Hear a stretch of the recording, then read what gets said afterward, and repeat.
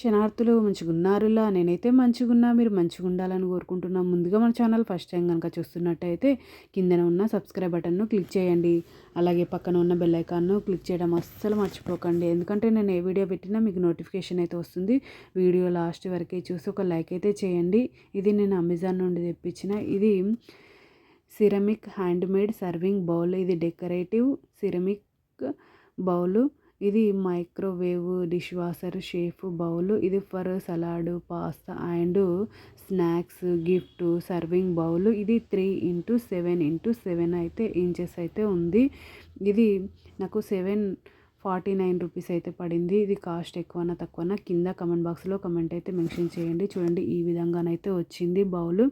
ఇది ceramic bowl.